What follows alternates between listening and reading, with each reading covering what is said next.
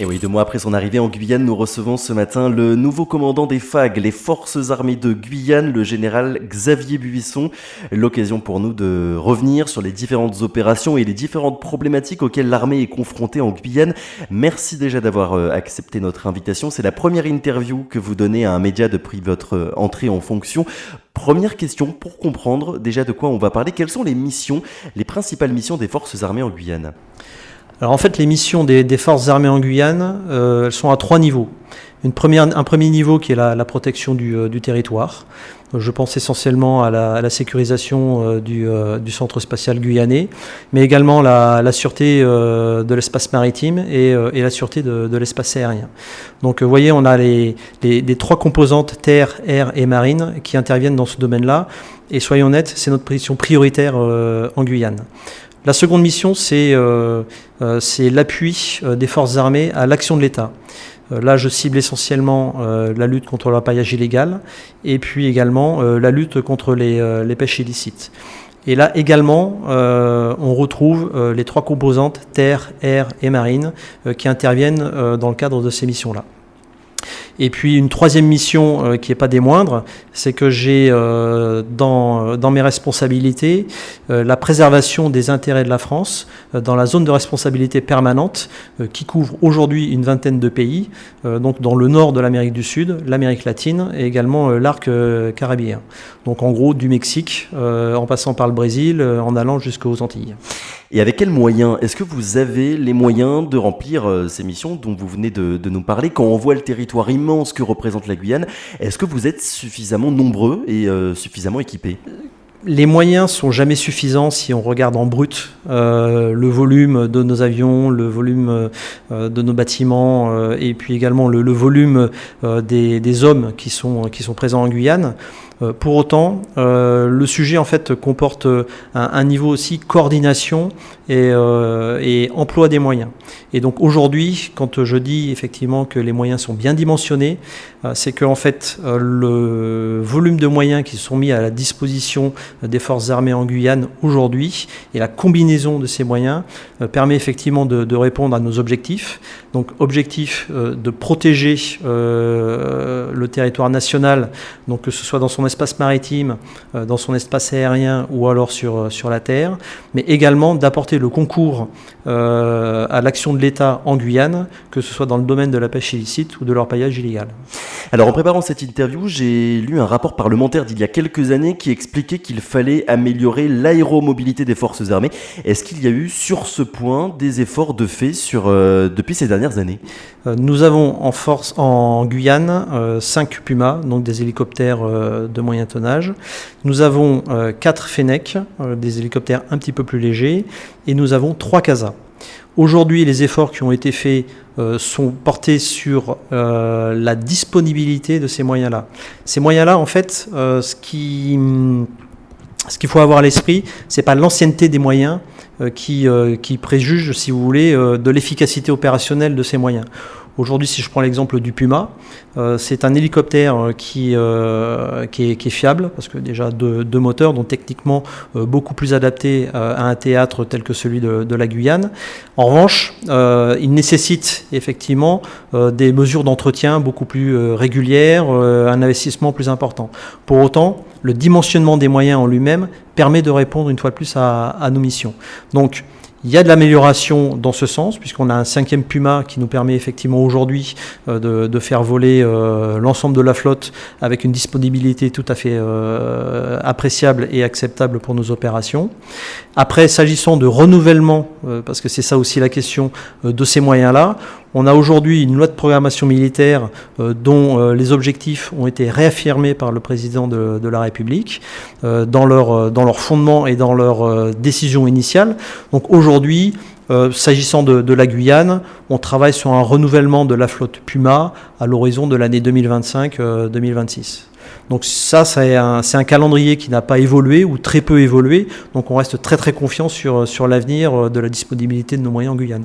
Parmi les missions, les opérations mises en place par l'armée, il y a bien évidemment la lutte contre l'orpaillage illégal. Alors même si ça ne fait que quelques mois que vous êtes en Guyane, quel regard vous portez sur ces opérations ? Bien, ce que je vois moi depuis mon arrivée, donc il y a 2 mois en Guyane, c'est qu'il y a eu plusieurs étapes dans le cadre de la lutte contre l'orpaillage illégal. Il y a eu les premières opérations qui remontent en 2008. Il y a eu Harpie 2 qui a consacré une certaine réorientation des opérations de lutte contre l'orpaillage illégal. Et je vois aujourd'hui, si vous voulez, que nous sommes dans une dynamique qui s'inscrit dans une stratégie élaborée d'ailleurs avec la préfecture et puis sous la direction de monsieur le préfet et puis également de monsieur le procureur, puisque ce sont eux les 2 principaux acteurs de la lutte contre l'orpaillage illégal en Guyane aujourd'hui. Nous avons un comité stratégique qui s'est réuni il y a une dizaine de jours, qui a confirmé effectivement les orientations qui sont prises aujourd'hui, notamment de faire effort sur les flux logistiques, de faire effort sur un certain nombre de zones prioritaires que l'on a définies ensemble avec les différents acteurs de la lutte contre l'orpaillage illégal. Mais une fois de plus, les forces armées guyanaises viennent en soutien de ce dispositif-là. Donc on est pourvoyeur de moyens, on est sur le terrain effectivement avec les forces de sécurité intérieure, puisque aujourd'hui, dans le dispositif qui est mis en place, nous avons systématiquement des patrouilles mixtes aujourd'hui et des patrouilles communes avec les forces de sécurité intérieure. Ça fait maintenant plus de 10 ans que l'opération Harpie existe, avec quels résultats ? Alors en fait, il y a 2 éléments s'agissant de la lutte contre l'orpaillage illégal. Il y a un dispositif permanent, c'est-à-dire que nous avons en permanence des gens qui sont dans la forêt, qui patrouillent, qui vont sur les sites, qui constatent s'ils sont actifs, inactifs, qui interviennent avec les forces de sécurité intérieure si c'est nécessaire d'intervenir. On a d'ailleurs, on dénombre de plus en plus de saisies et des saisies de beaucoup plus importantes, que ce soit en termes de mercure, d'or et même de matériel, que ce soit des pirogues ou encore des quads. Donc tout ça montre effectivement qu'on a un dispositif qui a une efficacité, mais comme vous le soulignez, effectivement, c'est pas un phénomène d'usure, c'est un phénomène de répétition. En fait, on sait pertinemment aujourd'hui que lorsqu'on va sur un site, quelques jours après ou quelques semaines après, les gens sont revenus et donc on y retourne. Après là, on a un deuxième dispositif qui vient compléter cela, qui lui est un dispositif plutôt fixe, que ce soit sur les fleuves ou certains grands axes logistiques, où là, en fait, l'objectif il est vraiment d'aller attaquer en fait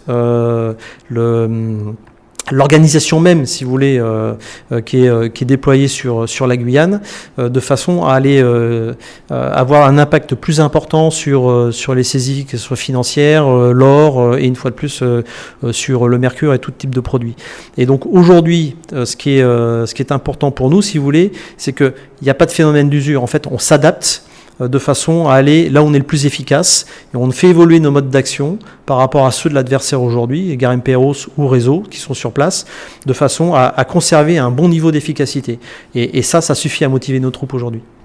Autre point, on a parlé des moyens matériels, les moyens humains. Maintenant, quels moyens vous avez et surtout, est-ce que les forces armées de Guyane attirent suffisamment de monde ? Alors aujourd'hui, les forces armées en Guyane, ce sont 2300 personnes, arrondies. Sur ces 2300 personnes, j'ai à peu près 220 personnels civils, 2 régiments qui sont présents en forêt, qui mettent à peu près 300 à 350 personnes en forêt tous les jours. Donc on a un volume humain qui est quand même très conséquent et qui permet effectivement de conduire, on va dire, de répondre à nos objectifs opérationnels de façon très satisfaisante. Donc aujourd'hui, les moyens humains sont vraiment extrêmement bien dimensionnés pour la Guyane. Ils sont aussi assez conséquents par rapport à, quand je fais la comparaison avec mes homologues et confrères d'autres territoires ultramarins. La question de l'attractivité, c'est un vrai sujet, mais c'est également le même sujet que celui des autres administrations métropolitaines qui ont une extension, une décentralisation en Guyane. Aujourd'hui, lorsque je regarde les résultats du dernier plan de relève annuel, nous avons un plan de relève qui est satisfait à quasiment 98-99%. Donc les gens se posent beaucoup de questions en fait avant de venir en Guyane, interrogent leurs collègues, interrogent les gens qui sont présents. En revanche, les gens qui viennent en Guyane ont vraiment beaucoup de mal à en partir aussi. Donc c'est ce qui contribue, si vous voulez, à atténuer un petit peu ce phénomène d'attractivité un petit peu difficile. Donc il y a effectivement un sujet d'attractivité, non pas sur le fait que les gens ne viennent pas, mais sur le fait qu'il faut convaincre les gens pour venir. Et ça, c'est un travail que l'on a entamé dès maintenant, puisque les travaux ont commencé déjà en métropole pour les années à venir. Et c'est quelque chose qui porte ses fruits. On a un deuxième phénomène qui porte ses fruits également, c'est qu'au sein des 2 régiments d'infanterie qui sont présents en Guyane, on a des compagnies tournantes. C'est-à-dire des gens qui viennent de métropole, qui restent chez nous pendant 4 mois et repartent en métropole. Donc ces gens-là également contribuent, si vous voulez, à bien développer et à bien faire un petit peu de publicité, si je peux dire, de la Guyane et de l'action des forces armées en Guyane auprès de leurs camarades en métropole. Donc ça, ce sont vraiment des éléments qui nous permettent de progresser sur ce dossier-là.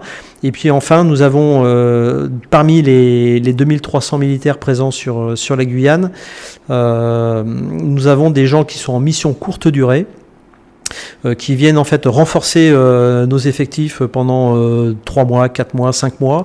Et également, ces gens-là sont insérés dans différentes unités et différents services des forces armées guyanaises. Et c'est cela aujourd'hui qui contribue aussi à valoriser, on va dire, les missions et l'attractivité de la Guyane. Et un certain nombre d'entre eux, d'ailleurs, demandent à venir en Guyane pour y être affectés pendant des séjours plus longs. Donc c'est un signe qui est assez positif. Alors on a parlé de la forêt, des frontières et de l'intérieur même de la Guyane. Concernant l'espace maritime, maintenant, même question que tout à l'heure. Est-ce que ce n'est pas trop grand? Les moyens que vous avez à votre disposition sont-ils suffisants? Alors aujourd'hui, sur la mer, nous avons 2 patrouilleurs anti-Guyane qui sont assez récents d'ailleurs, puisque le premier est arrivé en 2017 et le second en 2018. Nous avons 2 vedettes de la gendarmerie maritime, qui elles sont un petit peu plus anciennes, mais il est prévu de les remplacer à l'horizon 2021-2022. Et puis nous avons surtout en Guyane un 5e bâtiment qui s'appelle la Kawan, qui est un bâtiment qui relève les filets, qui est un bâtiment unique en son genre dans les forces armées françaises et qui a été spécifiquement dessiné, conçu pour la Guyane.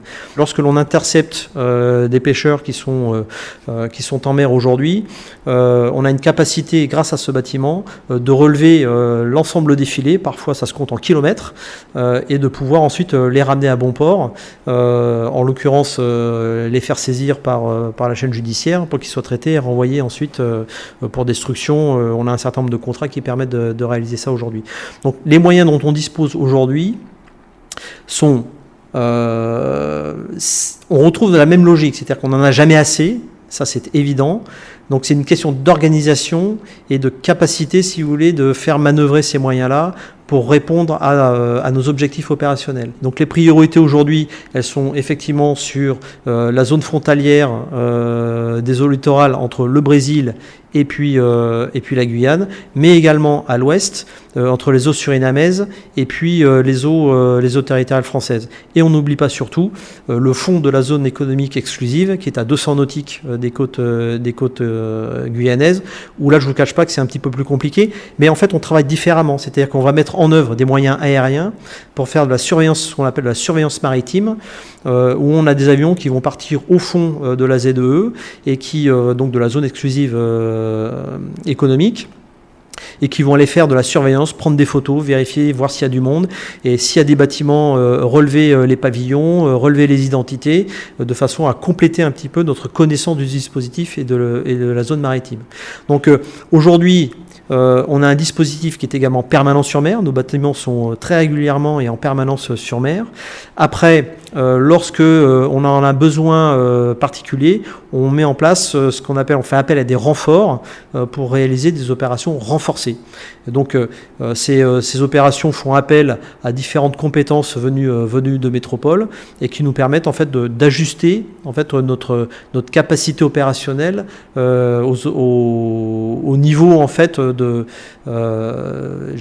d'ingérence des pêcheurs étrangers dans les zones territoriales guyanaises et françaises. Et Xavier Buisson, merci beaucoup. On le rappelle, vous êtes le commandant supérieur des forces armées de Guyane depuis le début du mois de septembre. Merci à vous d'avoir accepté notre invitation. Bonne journée.